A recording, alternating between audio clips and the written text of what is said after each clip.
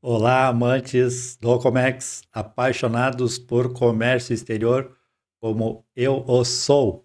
Espero que tenham tido um bom período de embarques nas suas exportações e ótimos desembarques nas suas importações.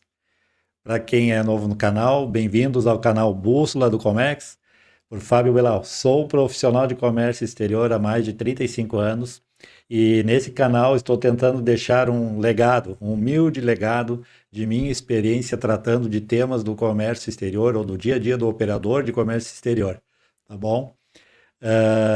Antes de iniciar o tema de hoje, o vídeo de hoje, gostaria de avisar que já está disponível em minha página na internet, que eu vou deixar aqui embaixo, www.bussoladocomex.com.br. eh, os artigos no link do blog, na página, sobre transporte marítimo por container e sobre formas de pagamento. Acesse, veja e caso necessite de algum complemento sobre os temas, por favor, é só me chamar. Na própria página tem as formas de comunicação que eu estou disponível, assim também como no link também desse vídeo aqui no YouTube também tem os acessos e os endereços para comunicação, além, é claro, dos comentários, que desde já eu peço a vocês para que deixem seus comentários sobre sugestões de assuntos ou sobre alguma coisa que tenha faltado nos vídeos que eu estou passando. Lembrando aqui que eu não, já falei, já comentei em outros vídeos aqui que eu não vou usar muita tecnicidade nos temas que eu estou abordando, porque realmente o objetivo é tratar do dia a dia, tá bom?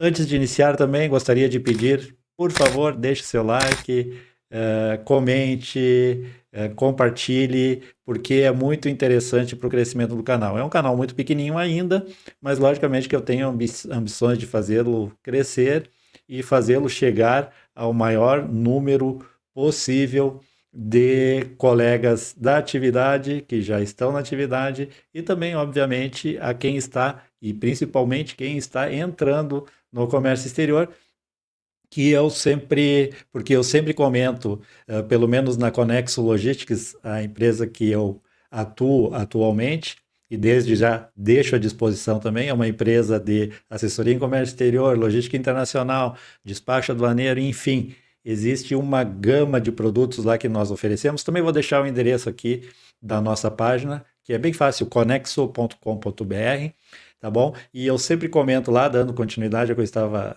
falando, que quanto mais conhecimento, isso é a dica para quem está entrando no comércio exterior agora, tá? Quanto mais conhecimento as empresas tiverem sobre importação e exportação, menos surpresas tem. Existe uma série de minúcias e variáveis no dia a dia do comércio exterior que, adquirindo esses conhecimentos, as suas operações de exportação e importação vão se tornar mais fáceis, porque existe um rótulo, muitas vezes, claro que isso não é generalizado, que exportar e importar é muito difícil. Lógico que tem, de novo, repetindo, sendo redundante, tem suas variáveis, mas nada é difícil, com um pouquinho de dedicação, programação, enfim, e estudo sobre o que você está fazendo, se antecipando a alguns problemas, como, por exemplo, que podem surgir em seus embarques aéreos, que é o tema que eu vou tratar hoje, já minimiza um monte de coisa e as suas operações vão ser mais rápidas, mais céleres, como eu falei, e vão fluir muito bem e você vai se apaixonar como eu por exportar ou importar. Tá bom? Então, hoje, como prometido, eu vou tratar sobre o transporte aéreo, que é o braço direito da urgência ou da logística internacional de cargas. Então, nesse episódio, eu vou tratar aqui quem são os players, quais são os prós e os contras do transporte aéreo, se vale a pena em relação ao custo mais elevado que tem, o cálculo do peso taxável, peso cubado, como falamos no nosso dia a dia, que é a regra do 1:6, né? Como essa cubagem ou esse peso taxável influencia no seu frete aéreo, os tipos de aeronaves, a diferença entre aviões cargueiros, os freighters, e o transporte de porão de aviões de passageiros, os PAX, né? Capacidades e limitações, e porque às vezes sua carga pode ficar no chão, aquilo que eu falei há pouco, detalhes que fazem e podem fazer a diferença para que sua carga saia da maneira mais rápida possível, né? Ou chegue aqui no Brasil também sem nenhum problema e da forma mais rápida.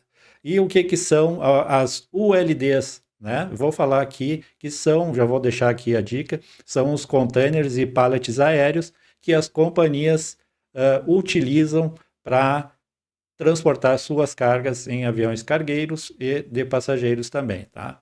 Como curiosidade, o transporte aéreo, embora por dados estatísticos e represente menos de 1% do volume total do comércio mundial, né? Por motivos óbvios, por ser um transporte relativamente e proporcionalmente muito mais caro que o marítimo e o rodoviário, ele, ao mesmo tempo, ele é responsável por transportar mais de 33%.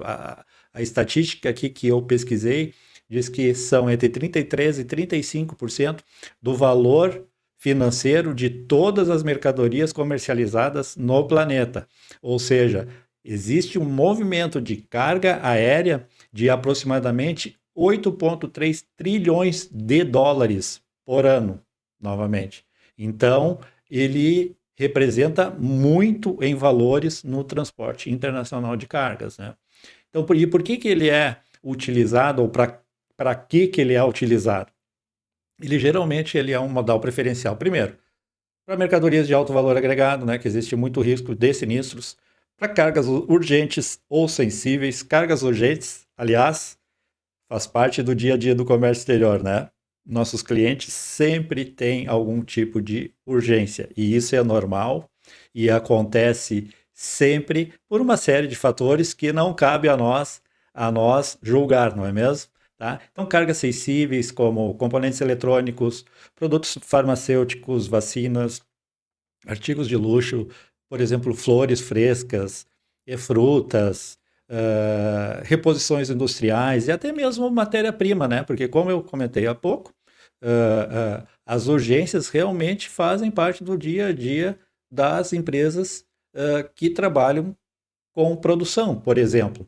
Entende? Porque às vezes um problema de programação, uma venda surpresa, que é bom, né? Sempre é bom vender. Acontece uma venda surpresa e de repente não tem matéria-prima no estoque, não tem componentes no estoque e precisa ser transportada rapidamente. Isso é muito comum. Então se usa muito o transporte aéreo para isso. E às vezes, em relação ao tempo, às vezes acontece de que o importador tem um processo de venda, por exemplo, no país dele lá, tão necessário e com vendas tão certas que ele necessita a carga urgente e ele calculando o custo-benefício do transporte aéreo, mesmo sendo mais caro, e ele recebendo às vezes 30 dias antes, 50, 60 dias antes, em comparação ao transporte marítimo, por exemplo, dependendo da localidade, dependendo da situação, é muito melhor ele embarcar aéreo. Nós, na empresa, na Conexo, não cansamos de transportar cargas urgentes e cargas grandes, né? Então, isso faz parte e acontece muito, tá bom? Tanto que existe também chartering aéreo, ou seja, empresas que afretam aviões inteiros para transporte de cargas, seja para transporte de venda de produtos para venda, varejo, enfim, seja matéria-prima, seja máquinas, equipamentos, fazem parte do mundo empresarial no dia a dia, no mundo inteiro, no globo, tá bom? A respeito das aeronaves de passageiros, ou os PAX, como são chamados, PAX, surpreendentemente, cerca de 55 a 56% de toda a capacidade aérea internacional voa nos porões inferiores dos aviões de passageiros comerciais.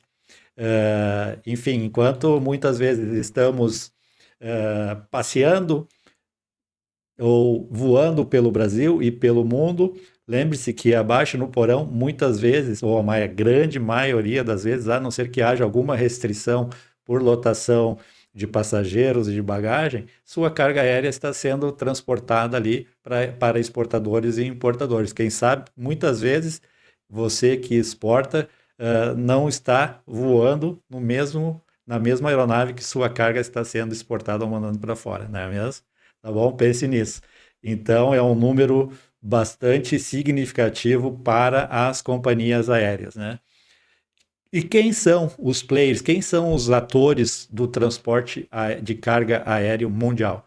Primeiro, que eu gostaria de dizer, que é um dos órgãos mais importantes de regulamentação para o transporte de passageiros e de cargas, né? Que é a IATA, que é a Associação Internacional de Transportes Aéreos. Tá? Essa associação é responsável por regulamentar todas as regras das companhias aéreas e para o transporte de passageiros e cargas, né? Inclusive, os agentes de cargas devem ter uma certificação IATA para poder agenciar a sua carga de exportação, importação e também do mercado interno, né? Existem, inclusive, cursos que são obrigatórios, como cursos de conhecimento do transporte de cargas perigosas, né? Porque carga perigosa é um capítulo à parte no transporte aéreo, porque existe também, é possível transportar, só que tem que ter especialistas e especificações muito importantes que tem que se saber antes de fazer qualquer reserva ou de se tentar transportar uma carga perigosa. Então, se é o caso e você tem carga química, por exemplo, baterias ou alguma coisa perigosa para ser exportado e importado, por favor, antes de qualquer coisa, entre em contato com um agente de cargas especializado que ele vai lhe dar todas as diretrizes para como se pode se transportar ou como uma companhia aérea vai aceitar a sua carga, né? Porque imagina, só fazendo um parênteses aqui, não me estendendo muito nesse ponto, que eu acho que até pode ser repetitivo nos temas mais abaixo, né? Que eu vou falar mais adiante.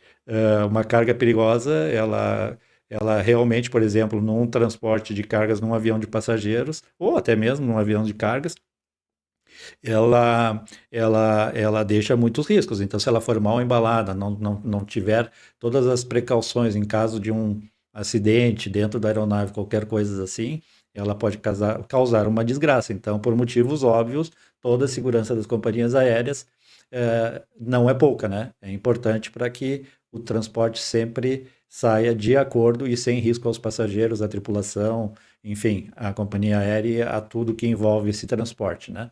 Além do IATA, nós temos a ICAO, que é a Organização da Aviação Civil Internacional, que é a entidade vinculada à ONU que regulamenta o transporte aéreo civil junto aos governos, né? Tá? Nós temos, logicamente, as companhias aéreas, né? Todas essas que nós geralmente vemos voando ou nos aeroportos, que nós já conhecemos, que são as companhias aéreas mais famosas, mas também temos as companhias aéreas cargueiras, que muitas vezes são desconhecidas do público em geral, que são específicas só para transporte de carga, né? E, por último e não menos importante, nós temos os freight forwarders, ou os agentes de cargas, que é a empresa que possui seus profissionais que vão agenciar ou intermediar o seu transporte, que tem contratos com as companhias aéreas, tem negociações com as companhias aéreas, e e essas empresas e esses profissionais que vão proceder com a sua reserva e toda a coordenação para o seu embarque de exportação ou até mesmo para quando recebe as suas cargas de importação por via aérea, beleza? Isso até aqui é tudo muito parecido com o transporte marítimo, ou até mesmo rodoviário, porque para esses três modais você tem que obrigatoriamente fazer uma reserva antes, não é simplesmente, vem cá, ou chega lá e larga a mercadoria no aeroporto, no terminal de embarque, que ela vai que ela vai ser embarcada. Existem vários procedimentos que os freight forwarders ou os agentes de cargas, né, têm conhecimento e vão transformar a sua venda muito prazerosa, porque nós, agora vamos incluir nessa, fizemos tudo para você. Beleza? Então, assim, prós e contras, já falei muito, né, antes aqui a respeito, é velocidade, transit time mais rápido, segurança, menor risco de avarias e roubos, né? Seguros, geralmente o seguro é um pouquinho mais barato do que o marítimo e o rodoviário, devido ao menor tempo de exposição de risco, né? Como desvantagens, podemos dizer o custo, né? E a limitação, porque, claro, que não se compara um espaço de uma aeronave com um espaço de um navio ou com um espaço de alguns caminhões, né? Embora os aviões cargueiros, que eu vou falar mais adiante, tenham uma limitação bastante interessante, né? Como limitação também as cargas perigosas, né? As tais IMOs ou DGR, e também as dimensões dos volumes, justamente pela capacidade e limitação dessas dimensões nas aeronaves, né? Então, dando seguimento, e agora aqui um conhecimento muito importante, né? Que é a matemática, vou chamar aqui de matemática do modal aéreo, né? Que é o peso bruto versus o peso taxável ou peso cubado. O que é isso, né? Porque num avião o espaço é ouro. O espaço é ouro porque devido à limitação, sendo redundante, né? Então existe uma fórmula porque, tipo assim, ó, um exemplo, se você, um exemplo bem absurdo, mas é viável e de muito fácil compreensão. E se sua carga é leve e muito volumosa, como travesseiros, por exemplo, né? Travesseiros são leves, mas ocupam muito espaço. Você vai pagar pelo espaço ou pelo peso, né? Então é justamente esse cálculo que é feito pelas companhias aéreas. Existe uma relação entre o peso bruto e o peso, aí vem de novo o nome, peso taxável ou peso cubado. E é uma fórmula que é utilizada por todas as companhias aéreas. Então existe uma relação básica e generalizada, por exemplo, que a grande maioria das companhias utilizam, que é a relação 1:6. Eu já vou passar uma tela aqui com esse cálculo. Eu já vou fazer agora, me permita aqui. Vou passar para o PPT.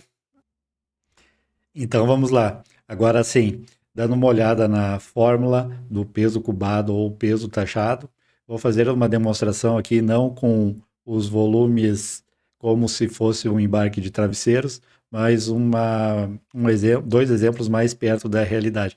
Desculpa ali o loginho invertido ali, porque eu estou usando a mesma câmera da principal aqui que eu faço o vídeo, tá bom? Mas vamos lá, o que mais importa aqui é a fórmula. Então, ali, 1 metro cúbico vale 166,67 quilos, conforme já explanado.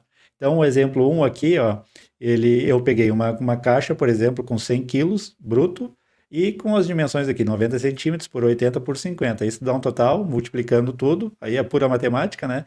0,36 metros cúbicos, que multiplicado por 166,67 quilos, equivalente a 1 metro cúbico, isso dá um total de 60 quilogramas. Então, como é que a companhia aérea vai cobrar? Como o peso bruto é maior, ela vai cobrar por 100 quilogramas, tá bom? E o exemplo 2 aqui seriam duas caixas nas mesmas dimensões. Isso daria 0,72 metros cúbicos, o dobro, logicamente, né? Multiplicando pelos mesmos 166,67 quilos, isso dá um total de 120 quilos.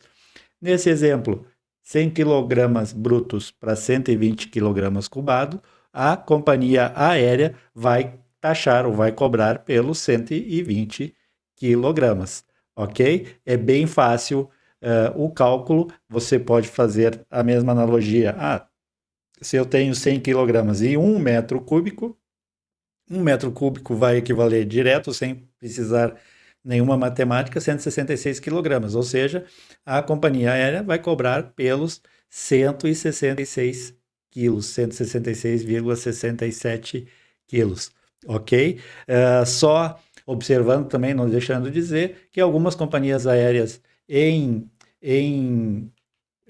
eventuais promoções, elas também fazem essa relação por um por 7, um por 8, né? Um por 7 daria 142,85 quilogramas, um por 8, 1 metro daria 125 quilogramas, ou seja, a relação, à medida que vai aumentando, ela vai diminuindo a relação peso-volume. Tá? Mas isso são exceções, eventualmente, por alguma situação, a companhia aérea tem interesse em carregar mais carga ou necessita de mais cargas, eles eventualmente podem fazer uma promoção ou uma redução de tarifa peso cubado para algumas rotas, tá? Isso é muito raro, mas pode acontecer. Isso fica como dica e fica também para conhecimento, tá?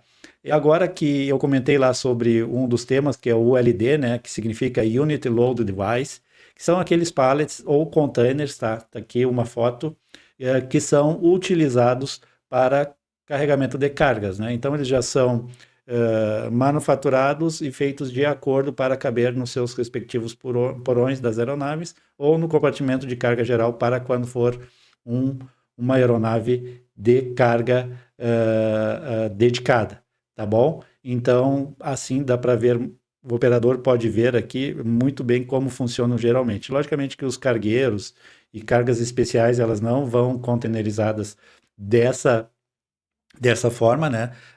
Muitas vezes elas são paletizadas e daí a tripulação ou o processo de carregamento ou de embarque nas aeronaves, elas são, elas são envoltas a uma tela, se vê muito isso, até mesmo no carregamento de bagagens, às vezes a gente fica olhando pela janelinha do avião e vê que vem alguns volumes cobertos por uma rede, assim, porque elas têm que ser presas dentro do avião, porque elas não podem ter movimentação, né, de peso, enfim, existe toda uma programação e cálculos de peso da aeronave na frente, na traseira, no meio, enfim, existe uma série de critérios que aqui nem vale a pena a gente comentar ou destacar, porque não nos interessa. Não nos interessa que a carga chegue, seja transportada do ponto A para o ponto B, não é mesmo?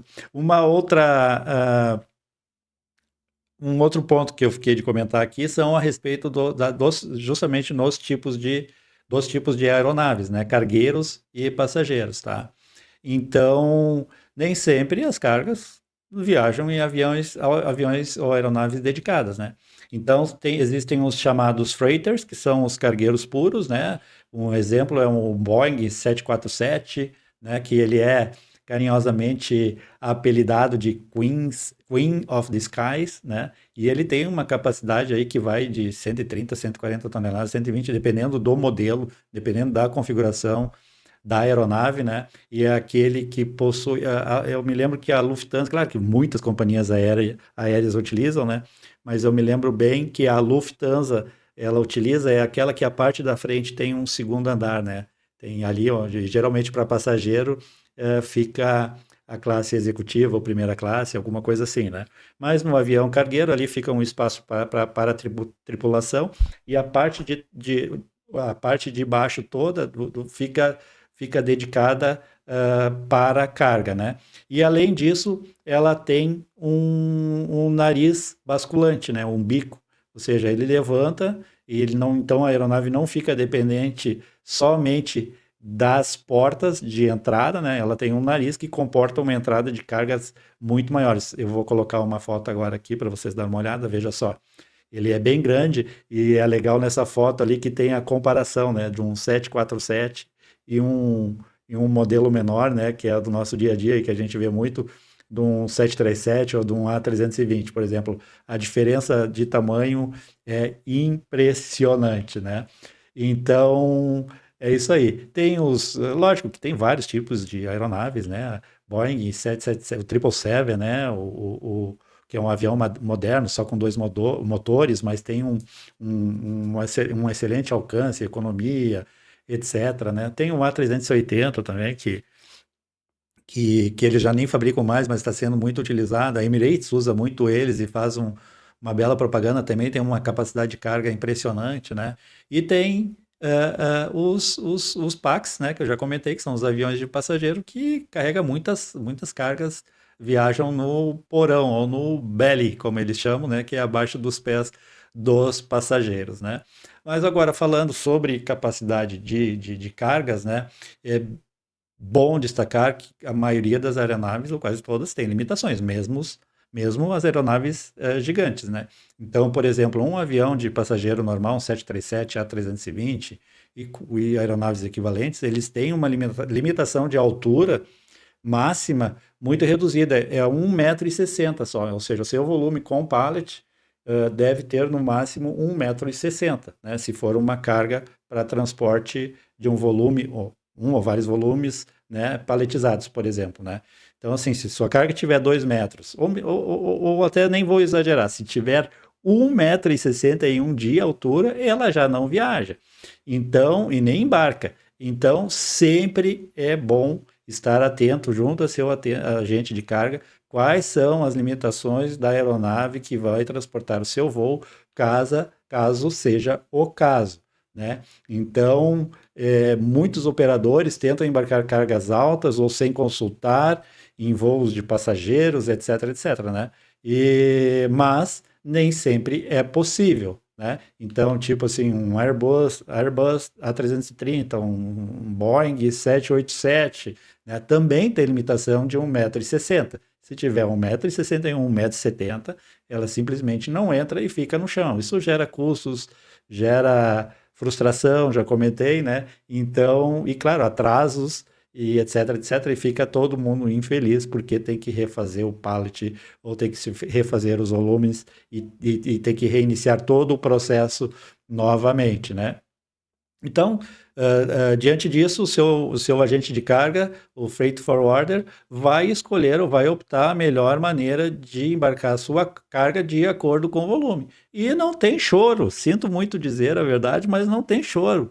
Se não tem a medida, não dá para mexer na medida, simplesmente não tem como embarcar. Então tem que se ver alternativas. Daí vai que, de repente, no seu aeroporto mais próximo não tem voo direto para determinado destino e vai ter que ser usado um avião de carga, que daí, por exemplo, eles estão muito centralizados em São Paulo, Guarulhos e Viracopos. Eventualmente, Curitiba também tem voos cargueiros de algumas companhias aéreas. Claro que eventualmente outros também, eu estou dando exemplos generalizados aqui, tá? Que, enfim, aí tem uma abertura de portas maiores, tipo 3 metros de altura, 2,40 ao invés de 1,60. Então, vai muito, muito, muito de sua programação antecipada junto ao agente de cargas, ou freight forwarder, para que tudo isso seja muito bem programado, tá?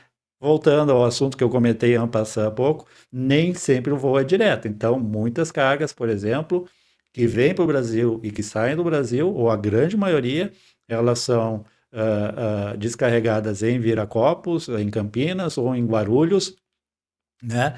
Porque, como eu comentei antes, de novo, lá é o hub onde as principais companhias aéreas que transitam pelo Brasil ou que têm voo para o Brasil e do Brasil utilizam.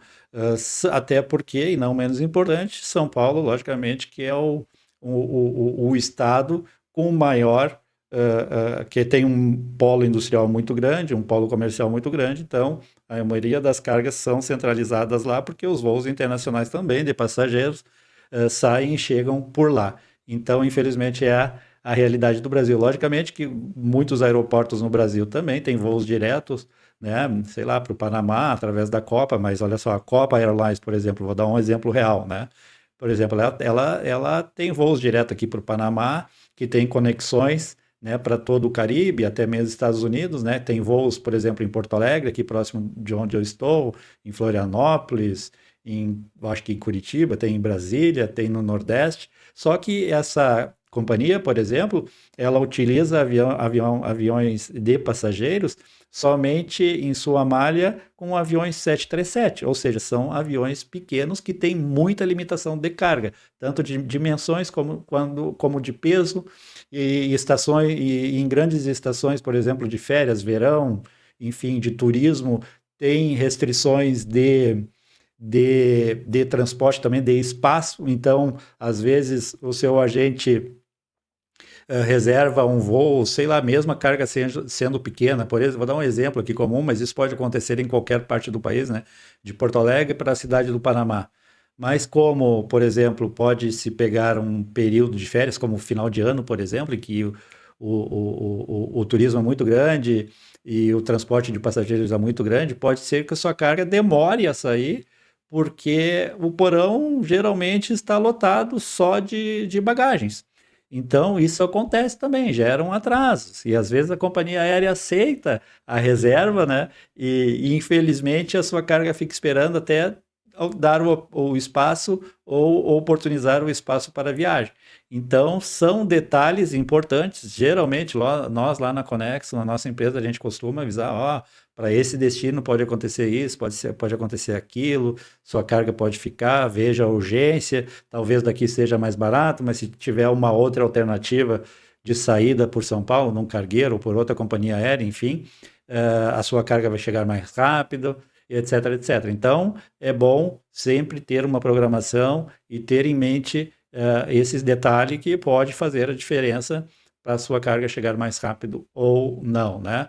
Lembrando também que o Teca, né, o Teca, que vocês, para quem já trabalha ou para quem vai iniciar os trabalhos na atividade de exportação e importação, são os terminais de carga aérea. Vocês escutarão muito a esse respeito, porque os agentes de carga realmente, geralmente tratam com as empresas se referindo aos terminais aéreos de Teca, né, que são os terminais de cargas aéreas, que tem em quase todos os aeroportos que tem malha internacional no país. Tá bom? Então, ali existe também, claro, que por entrar num terminal de carga aérea, num TECA, existem custos de diárias, estadias, de armazenagem, né? Importação, exportação, quando tem atrasos, quando dá um problema num despacho aduaneiro, enfim, isso também faz parte do contexto do dia a dia do operador de comércio exterior.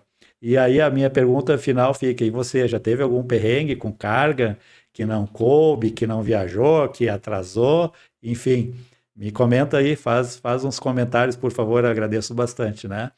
Então, é isso aí. E mais uma vez, eu peço para vocês aqui, para quem não é inscrito, perdão, aqui eu vou mudar aqui. Para quem não é inscrito, por favor, se inscreva no canal, deixe seu like, compartilhe, comente. Agradeço bastante. E nos vemos na próxima coordenada da Bússola do Comex, tá bom? Eu não vou falar o assunto, então, mas eu já tenho em mente o que eu vou fazer, mas também espero que, se puderem, né, como eu fiz a chamada antes, comentar ou até sugerir, por favor, sugira, que eu vou pensar com muito carinho e quem sabe o seu assunto não vai estar aqui no próximo vídeo, tá bom? Até lá, muito obrigado mais uma vez por assistir o Bússola do Comex e até o próximo vídeo. Tchau.